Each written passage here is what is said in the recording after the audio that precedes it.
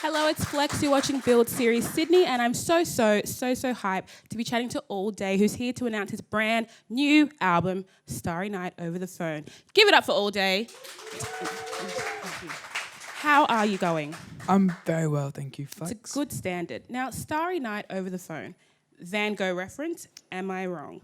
All right. You've confused me with the way you presented that. You're not wrong.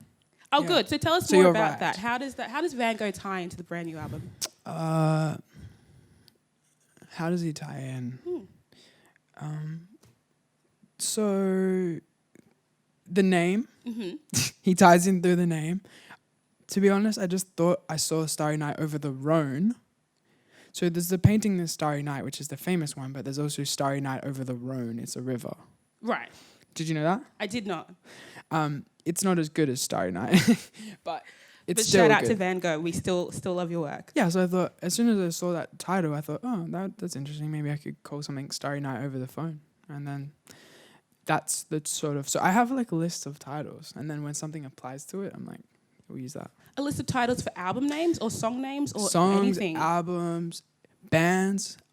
So if anyone needs a band name, me and my friends have like a list of like hundreds of names. Can we get a quick teaser just in case? They're in my friend Grace's phone. Okay, so if we need to hit up Grace for a band name, we can just gift one and that'll be the way to go. You can have that, yeah. Thank you so We'd much. love to name bands, in fact. Because we've Could you been give us working an on it for example? years. Okay, so if I was going to be a 5-piece band, 2 guitars, 1 drummer, a saxophone and a flute, any names you could give me?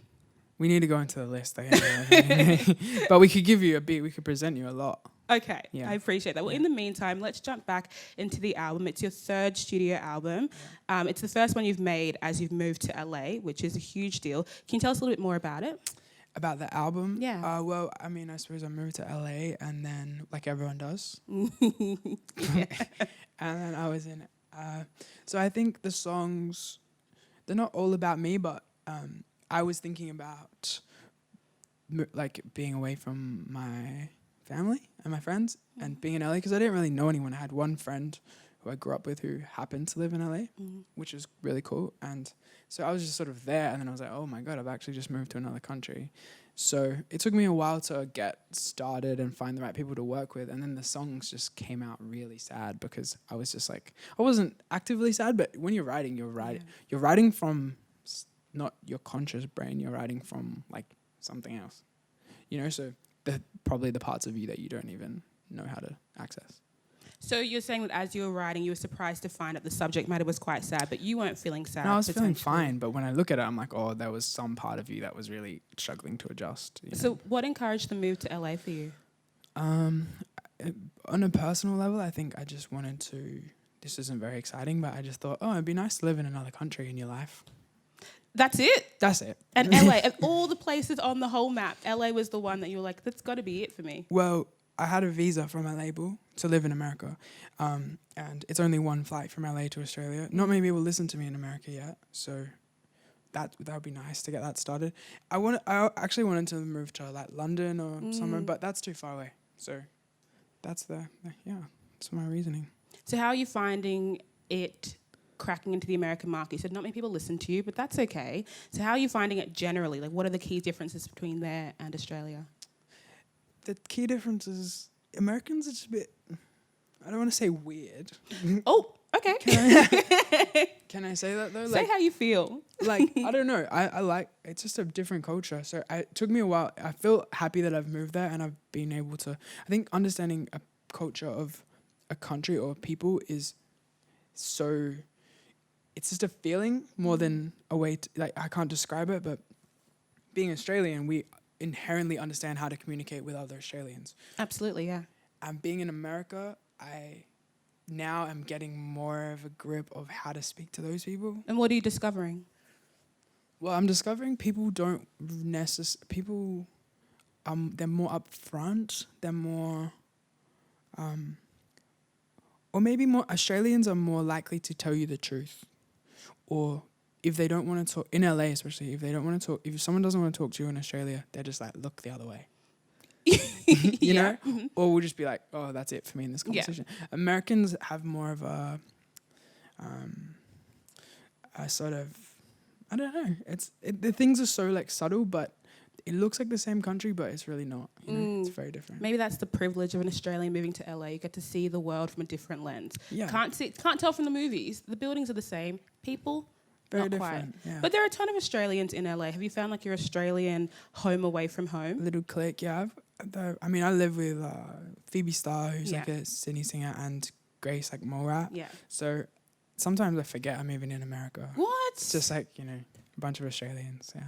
And so you mentioned Grace, which would be Morat. Yeah. That's a frequent collaborator of yours. What's it like to work and live with someone that you create so much with? I think for Grace, it's like we are more friends than we are collaborators, you know? So it's like if we make a song, it's just like, usually it's like, oh, I just have this part of this song that I can't be fucked finishing. And could you just do it for me? You know? Like, and because we know, people won't be mad at that, you know? So so that's kind of the basis of our collaboration. That's fair. And also, a couple of weeks ago, we had the Veronicas here, and I saw on your Instagram that you have a collab coming. Is that true? Or Well, that's Restless with the Veronicas. And we have one on their album, and I suppose like a version too. damn, how did you even meet the Veronicas? We met at a festival in WA in like a mining town at Port Hedland or one of those. And they just came up and sat. We were at the airport and we just sort of waved at them and they just came and sat at the table. Well, you know what they're like. They're just very warm. And they just came and sat at our table and just chatted to us for like 45 minutes. Instant connection? Instant connection. We just became buds like just because they sat down with us. So yeah, we just kind of just, and they travel between America and here, so. It's kind of nice when you meet people like that because you would run into so many people that you just don't connect with on a personal level or a sonic level. And to find that in two people, I guess twins, is insane. It's quite good. Yeah, and they're at a point where they're like ready to start the rebirth of the Veronicas. Yeah. And we're all like, I think as a nation, we're collectively saying, yes, the Veronicas are the best and they're iconic, to use a Twitter word. To use a Twitter word. That is very true. We start throwing out iconic and legendary. We call everything iconic and legendary, but those two are iconic and legendary. You know? They absolutely are. They definitely punctuate a time in most people's adolescence. Like, you hear Untouched, you see the swimming pool, you know what's happening. So it's sick. Yeah. That's super awesome. And I want to talk more about your sound. I guess not the struggle, but the connotation with being an Australian rapper is one that I guess a lot of people deal with quite heavily. I want to talk more about Australian hip-hop for you. So you started off battle rapping when you were quite young, and then you moved to, putting music online for free, which is such a very brave method to upload music. And then since then you've played some of the biggest festivals in the world. How did you actually get started in hip-hop? Well, my best mate growing up was doing battle raps, and then I wanted to do them, but he started when we were like 14, you know. This was probably, it was back when battle raps were play the beat and they'd play like some DJ Premier beat or like, and it was like 45 seconds freestyle. Yeah. And in Adelaide, that was like it was definitely a tiny subculture, but it was at the birth of that underground hip hop scene, and it was very regimented, like, this is hip hop, like this is the 4 elements of hip hop, and we were like just babies, you know. Was it very reminiscent of what we know now as like classic hip hop? Was it more boom bap? Like what kind of? Yeah, it was like the boom bap. It was like the rap is something you do, hip hop is something you live. Wow. Kind of thing. So we were like, and we always joke, me and my friends joke about it now, like how much we were little, like, respect the elements, kids. You have to know, like, we practice turntablism, we practice graffiti, like we tried to do breakdancing and shit. I love that you said we practice graffiti. Like, it is an art form. It absolutely is. It on other people's property, so that was really cool, and that was like I don't know, like that was my subculture growing up, and I've heard someone say this about Adelaide before, but like in the 80s or whatever, it was like AC/DC rock and roll, but it's really, to me, exciting and cool that if you go to the suburbs of Adelaide, it's really like the bogan baseline culture of Adelaide is hip hop. Really? Yeah, if I was 10 years old, the 20-year-olds, the 25-year-olds, they were all into hip hop. Wow. So that was really like getting passed down, and I mean, obviously it's cool. Rock and roll is cool too, but that for me to grow up in that was a really cool experience. So yeah, anyway, I started battle rapping, and then I won a battle rap, and then I won some studio time, and then I was like, well, cool, I'll record some of these things I've been writing. So the battle rap that you won, do you remember any of it? If you were to look back retrospectively, were you like, it was actually quite good from the jump, or it was something that you grew to be? I was better then at freestyling than I am now, because I would freestyling, for people who don't know, would just be like coming up with things off the top of your head. So I would practice that every day. So because it was so important to me. I was like, if you can't freestyle, then you're not even a rapper. You're not a rapper. if you can't spit bars endlessly, you're not a rapper. So, that's something I practiced. And then, yeah, I mean, I don't remember what I was saying, but I remember the event was crazy. Like someone got, I'm not gonna get into, but like it was just like, crazy. It was heavy. It was heavy stuff. And yeah, and we recorded like the worst stuff and put on a CD and gave it to my friends. And that was like, it was very all kind of organic. What were the themes of like an adolescent rapper? Like do you remember what you would have been talking about? I mean, there's some songs on YouTube still they're like, yeah, I mean, I was just talking about, it was just bars. Just bars. It was just pure bars. Flames from the jump. Like I wasn't talking about much, really. Yeah. But you won a competition, so what does it even matter? Yeah, what does it matter? It was a cool start, And so, from uploading your music onto SoundCloud, which, as I said before, is a pretty brazen model because everyone's like, you gotta pay for your art, don't just give it away for free, add value. How is that integral into your career now? Do you think you would have come as far as you have had you not have done that for your audience? Well, I worry about now for artists, because when I was starting, I suppose that was like, I started like slowly because I didn't know that I wanted to. I didn't know I could rap for a job. So I was doing it, and then I was not doing it, then I was doing it, then I was not doing it. But I was at that time, we'd all come off the back of Kazaa, LimeWire, like whatever. And then torrenting. And so we were all like, we're not paying for anything ever again. And but we do now. But like that was the sort of the thing. So as musicians, we were still doing it. Probably I had never expected to be paid, and everyone was giving away stuff for free. Like at that time, everyone started. Like A$AP Rocky's first mixtape. Yeah. Mac Miller was coming out doing heaps of mixtapes, all that kind of stuff, and everyone was trying out heaps of. And then there was a Dat Piff and all those mixtape sites. Hot New Hip Hop. Yeah, so that was like the only way to do it. And YouTube, the algorithm was supporting heaps of videos, and that was before streaming had really taken off or even started, and CDs were kind of quite far down. So I worry about like what the new model is for kids to break, because when I was starting, it was like the Wild West a bit. It was like there was all these different ways you could break out on SoundCloud, you could break out on YouTube, Bandcamp, MySpace. Yeah. But what isn't now? I feel like the control is back in the hands of the labels a little bit. And no, I'm not trying to get myself like, killed by the labels. But I mean, I think it's cool when artists can blow themselves up and then they have some power to deal with the labels. And so as you started, you did have multiple avenues. So you kind of had the agency to be like, I'm going to control my career as I'd like to see fit. But maybe people now don't have that same luxury. Yeah. I mean, it's quite saturated now. But I mean, good music's always going to rise to the top. But I feel like I came in at a lucky time. Is there anyone you're listening to at the moment that you're like, wow, this person's a legend? A lot of stuff. Like new artists? Anyone? Can I look at my Spotify? Yeah, absolutely. Isn't it weird we have these things that are like extensions of our brains? Yeah. It's like, if you lost this, how many things would you never be able to remember? Absolutely. Like my list of bands. You asked me the list of bands. I was like, I don't fucking know. It's in my friend's phone. Well, that's what I was saying earlier. I'm trying to learn something new every day, but also recall it and tell somebody. So I'm not just like reading things and then being like, oh, let me Google it again so I can give you the correct information. Yeah, so Paul the Octopus. You were obviously... Paul the Octopus. Knowledge is power. Knowledge is power.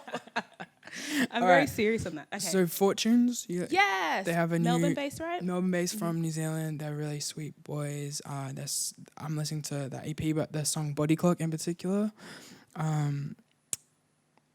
What else is a lot of old music? There's this chick Eliza who I just played for Ray, who brought me in. She did a colours performance recently. Oh, yeah. So like she used to be called Eliza Doolittle, yeah. And she was like from the YouTube era. She used to do covers, great voice, and she's done this kind of like sultry R&B album, and it's really good. I haven't seen her Colors yet.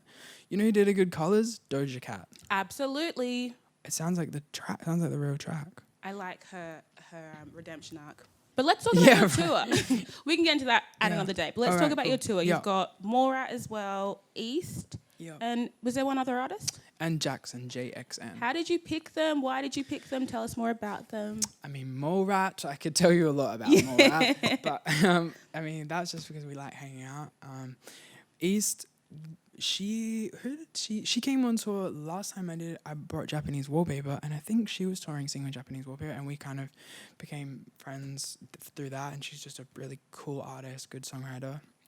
So that was really cool. And Jackson, I don't really know Jackson, but I know his manager, and I've kind of known him on Twitter, and his manager is like a friend of mine from years back, and he was like, hey, you should bring Jackson on. He's a cool dude. And I was like, yeah, I like his stuff. You know, I like cool dudes. Yeah. I like what you mentioned earlier about Morat. Like, I like hanging out and we're friends. And it's cool that you have the luxury to be able to put your friends on now, that you're able to, like, tour around Australia.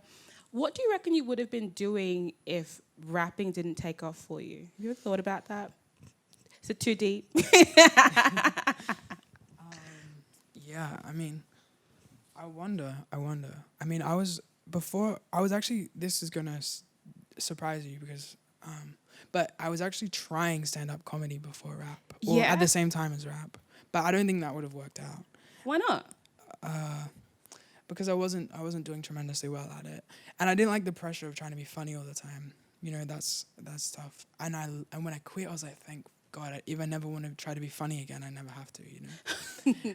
It's true. It's a lot of pressure if you were to introduce yourself as a comic. Everyone's like, we'll do it. Like, let's go. I'm ready to laugh. Yeah, and some people are cut out for that. Some people love doing that. That wasn't really me. But, so I tried that. I don't know, probably maybe some other form of writing or, I don't know. But I feel like when I focus on rapping, I was like, oh, this is this thing that I've always done anyway. So it was really cool that I have been able to, like, use it as a career for this amount of time. It's already been like 5 years or something that I've lived. Which is sick. And I'll probably squeeze all the drops out of it that I can. Very visual. I'm looking at like juicing an orange. Yeah. That was the visual I got, but that's cool. I mean, because when you spend this long developing a skill and like working on skills, it's like, hey, well, you can't rap forever. Like, no one wants to see a 50-year-old white rapper. No one wants to probably see a 40-year-old white rapper. So it's like, you can't do it forever, but in the same sense, I've already spent like 5-8 years building the skills to do it. So I'm just trying to like make as much good stuff as possible in this time. Yeah, and your career today is a testament to the fact that it can be done. Like, you can create a career of something that isn't really feasible for most people, and you probably could do it for ages. Like, look at how the world is changing. Like, we live on our phones; it's an extension of our arms. Like, who would have thought? Yeah, Victorian era didn't prepare us for this. The Victorian era? Yeah, it didn't prepare. All right, let's go back to the Victorian era. We're gonna have to learn some new skills at this point. Yeah, I want to talk about cooking. Yeah. So I've come across your vegan cooking show. Yeah, I love it. How did we get to the point? So, first of all, is it Chubby Chronicles or 24-hour discount buffet? We've got a few names floating around the internet. What happened was we were making Chubby Chronicles, which is like a sort of like day in the life thing we started filming, and I wouldn't recommend it. It's not a good show, and I don't even like being filmed, to be honest, and I don't like talking on camera. Right. You're in the best place for it right now. It's just all those things that you like so dearly happening all at once. Especially looking at the camera. And having to, I mean, I think it's amazing what you do, having to speak clearly and concisely. And then you have anyway, so. I'll take the compliment. Yeah, so we started doing that. And then one time we thought, it'd be funny if we did like a Huey's Cooking Adventures. Yeah. And so we did that as part of Chubby Chronicles. And then people liked it. So we just it's like an offshoot now called 24-hour discount buffet. What's been the best thing you've made thus far? The problem with it now, because it was good because I was so bad at cooking. Yeah, but you got good. Those cinnamon scrolls, right? That changed everything. What happened was I started cooking and then I became competent and the show was no longer interesting. I made really nice cinnamon scrolls and everyone all of a sudden was like, I'm not really interested in seeing you make something good. It was good when you like made ugly tacos and stuff. Well, isn't that funny the way that works? Like, people like to see great people be average at something, and when you start to build another skill, everyone's like, whoa. You can't be a master at two things. keep it to one. That's true. That's a bit Australian too. It's when you get to Australian culture. There we go. Okay, now here we found something. Yeah. There's Australia versus America. In America, it's like if you walk in a room with the energy that I'm bigger than these people in this room in America, Americans are more likely to accept that and be like, okay, I respect this big energy, and you have this big energy, and that's something that I can let be, right? So or I can even appreciate. And aspirational, there you go. So it's like, but in Australia, if someone walks in the room with a big energy, we just think, fuck that guy. I'm not allowed to say that, am I? No, don't self-stifle. Okay, so then in Australia, we naturally shrink ourselves to make things more comfortable for those around us. And I found I was definitely doing that just out of my Australianness, especially when my music first started spreading and my name started spreading more. I had all these weird things that I would do to make people feel like I didn't feel like I was bigger than them. And I had to sort of censor that. But then even going to America, it's still... Yeah, I mean, that's the culture difference to me. Kind of like, so Australians generally would struggle to like self-hype because it's like, you know, elevate your buddy, elevate your mate. Like we can all get it together. Yeah. But Americans like, oh, I got this. I'm hot, and everyone's like, oh, I want to be that person. Like I want to be hot like them. And so that's a great way how can I emulate it? Yeah. That is really interesting because that's like a whole societal thing. Like you can't pinpoint where that starts and stops. It's like, and when do we even learn that? In primary school? I don't know. Exactly, but I think it factors in also to maybe like culture and the way people vote there and their policy on healthcare and university and stuff. It goes that far because it's that built in. It's that like in America, it's like you have to save yourself because no one's going to save you. Yeah. But here we have a little bit more of a sense of like community. Community. Damn, that's a really good point. And does that mean like, you know, when you translate that to a medium like social media where it is so like self-hypey and like, here's me doing great things again, is that something that you in not struggle doing, but something that's not as natural to you, or? Yeah, I mean, I've had these little interactions in America where people have sort of pointed out my Australianness. Like when we were actually going to look at renting a house, the guy was saying, well, you're all musicians, can you pay, we have the money. And we were like, oh yeah, we're doing okay. Like we'll be able to pay. And he was just like, no, you gotta sell yourself to me. Like you gotta tell me how much money you make. You gotta tell me you're kicking ass. Or whatever. And we're like, no, yeah. And then we had to be like, because an American would be like, I'm successful. I'm I've got we have to sell this many records. I make this much money. So there's those little things, but it's not like a bother to me. It's just like it's an interesting thing to live in.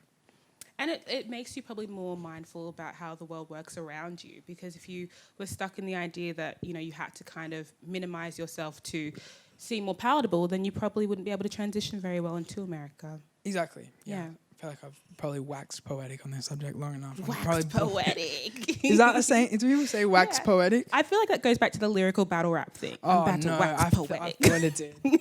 You did that. Damn. Like you jumped in and I just followed it.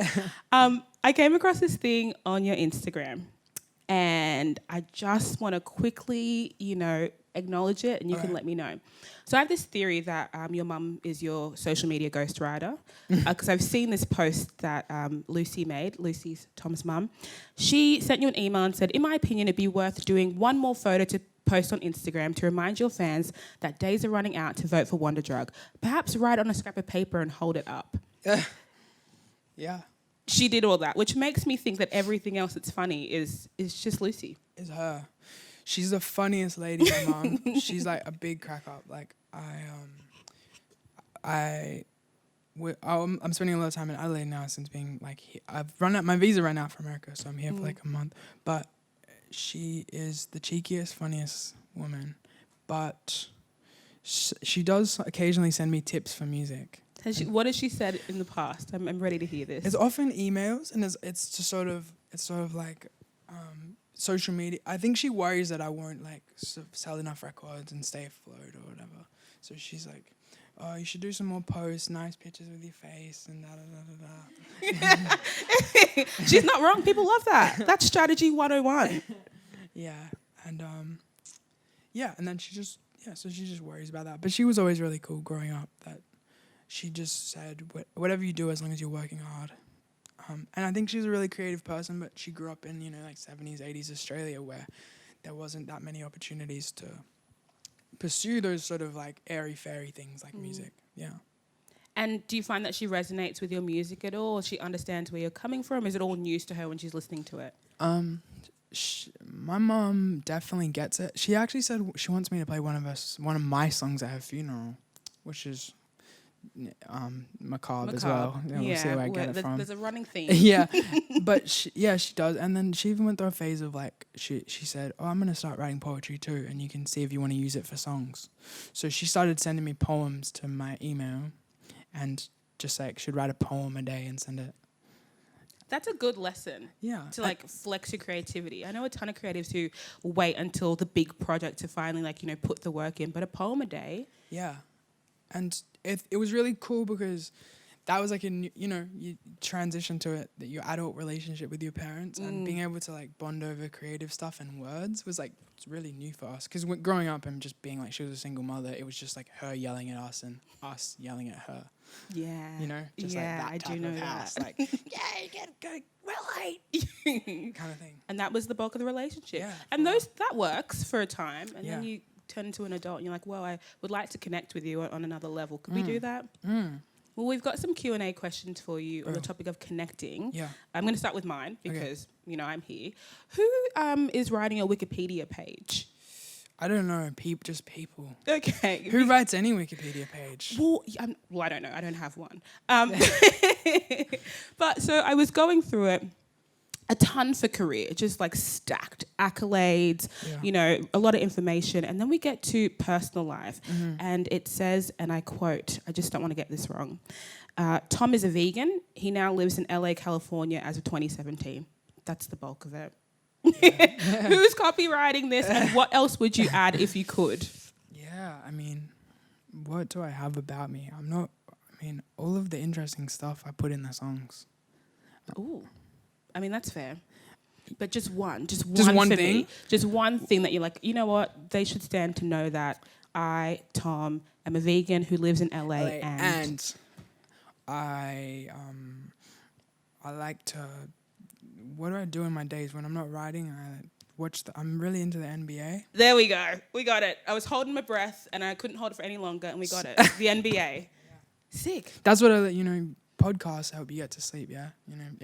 Because we're all fucking whizzed out of our minds with all this stimulation, and then we need more stimulation to put us to sleep. De-stimulate. So I listen to like the Zach Lowe. If there's NBA people, will be like, oh yeah, Zach Lowe and like Bill Simmons and that stuff, and they're just going, wow, Russell Westbrook had 20 points, and that's me. And then, do you wake up with the podcast still in your ear? There's a timer function. Oh. And you just press 15 minutes, and then it stops. And I'm done. That's all I'll be needing for today. Yeah, and that's sick. Isn't that really sick? It's very of the time. It's very 2019. Yeah.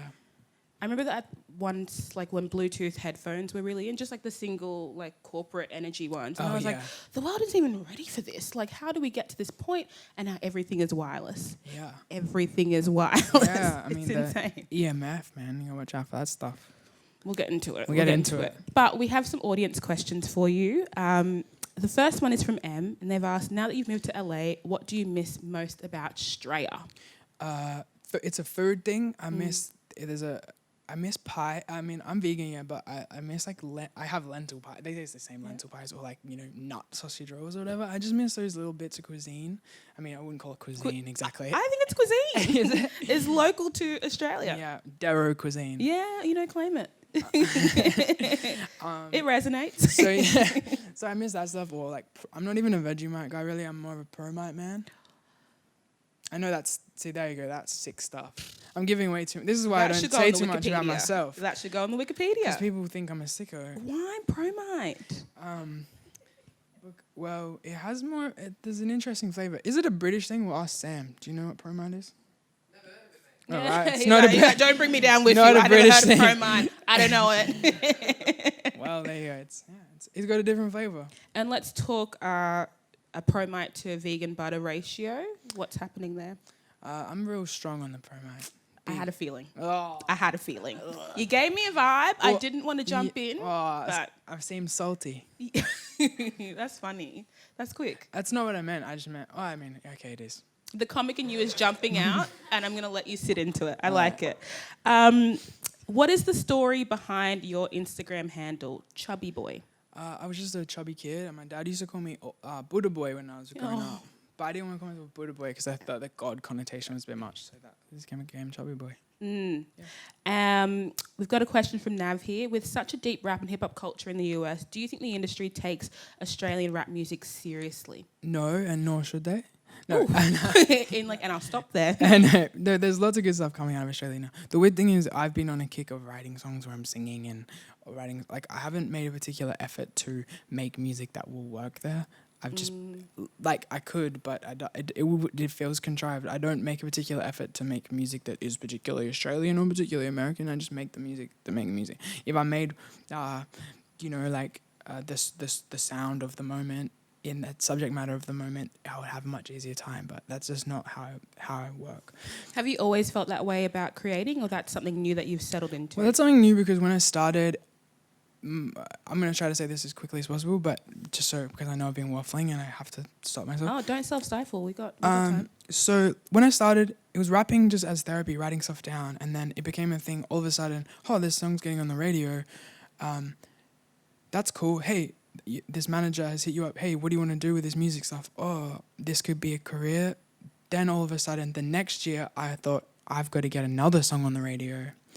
And then, so it went from something that was purely therapeutic to something that was goal-oriented.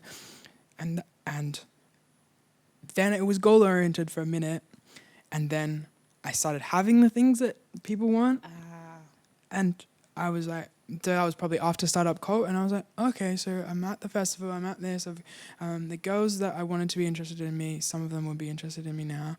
The attention, people, blah, blah, blah. People are coming to your shows. But what did I do all this for again? Right. And then, so that was kind of a moment where I was like, not consciously, but I just wasn't really interested in making music. I didn't have anything to say. I didn't know why I even did it. So then now I at least kind of try to stay loyal to a muse or a magic or the source or wherever the music actually comes from. Just so I'm not like robbing from the source of inspiration just for the wrong reasons. And also when you tour something or you play something or you make something that doesn't feel good, it fucking feels horrible to stand up there and do it.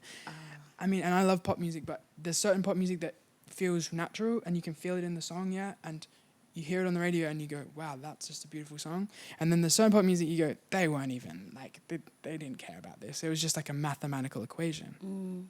And so... yeah, I mean, I came to a point where I was like, oh, actually, I really do love making music. I love the process of creating music. I love being able to build a little world for people to sit inside and create a mood. And so that's kind of and that makes it harder to sometimes move the units that people want me to move. But, I mean, ideally, I'd move all the units and make a magical world. So that's kind of what I'm aiming for. And that's totally possible. Yeah, if you're good. But you are good. I'm hoping to be. Thank you. Take it. I said I'd say that quickly, and it was such a. And you're like, so I've got a 6-page thesis, but bear with me. This one's pretty good. It's from Rashid. Any crazy party stories since moving to LA? Now you got to have one or two. I've seen some stuff just like walking down the street in LA. So party stories. One of the first times, I don't really party much now, but one of the first times I went there, I went to a party at Alice in Wonderland's house, and they sell the vodka in like bigger or like the alcohol in like 1 liter, 1.5 liter, like volumes that we don't have. And I thought that's pretty cool. Like we've got these big bottles. So I bought a big bottle of vodka. I went to the party and I drank too much vodka, and something happened in the kitchen or something. There became I was too drunk and I was being the Aussie guy, like starting a fight with someone. No. And saying, I don't know how I started it, but I said, oh well, Alice in Wonderland's my mate and it's her house, so I can do what I want, and you're gonna get kicked out. And then I went up to her and she was DJing and I was like, kick those guys out. And She was like, Tom, no, like, like you're out of control, buddy. You know, you have to deal with what you've started, kind of thing. And so yeah, I didn't get him kicked out. I think maybe I can't remember what happened after that, but I don't think it was good for me. I'm happy to fill in the blanks and say that they were kicked out eventually. Yeah, they were kicked out. Justice was served. Maybe I was kicked out. Anyway, I woke up with a bad headache the next day. I love that when I asked for a crazy story, you led with one about you. You could have like hid that one and been like, you know what, I'm going to talk about a weird fan that I saw once upon a time. Yeah, parties in LA. No, it's always me acting out. That's why I had to slow down the partying, you know. Yeah. Do you have any weird fan stories? Okay, I think I saw on Twitter that someone got a tattoo of you, of your name, of something, but the tweet was deleted. And was it? Yeah. Well, that was Tash. Shout out to Tash. She got the album, like she got a little album dedication tap before the album, so she was very confident that she's gonna like it. Yeah. Before this album, it was for this album. album. For this album, yeah. Whoa. Yeah, so okay, that's a real she's fan. very special, yeah. Damn. Okay, shout out to Tash. I live Tash. for that energy. But that was my fan story to share. Do you have anything else that you could share with us? I don't like to shame the fans for being crazy. The craziness is okay.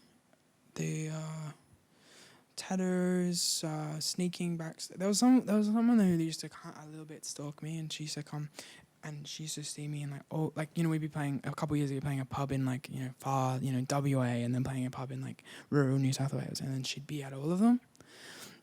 I'd be like, You're like, am I seeing this, or is she just everywhere I am? Yeah, and it started to get a bit scared. She had this really kind of blank thing, and then one time we were the backstage green room had a glass door, and we had got word that she was there because she had been at a few, and then I just saw her looming at the glass door against the glass in the reflection, and I was like, I actually ran. Well, naturally. Yeah, I just ran into a toilet, and then my keyboardist was just like, "He's not here. Please back away." Why does he sound like a ghoul? She was like, "I saw him. I know he's in here," and I just heard her walking around. She got in, footsteps. But I mean, I can't prove that she was trying to kill me. But I've got a feeling. Yeah, we'll go with that. Yeah. And if after rapping stops or starts or whatever, you can just be a playwright, because that was a horror film. Yeah. And you recalled that beautifully. My heartbeat's gone up, but I'm feeling okay. And I'm glad you're still alive. Me too. Me too. I'm glad you're alive. Me too, actually. I think about that often, because the alternative would just not be great. Oblivion. Not yet. Yeah, again, macabre.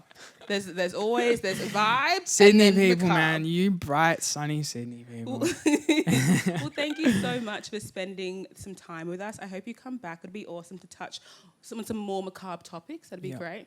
As for everyone else, make sure you stream Starting Out Over the Phone. It releases July 12th. Okay, let's get it. Thank you so much for coming. Thank you.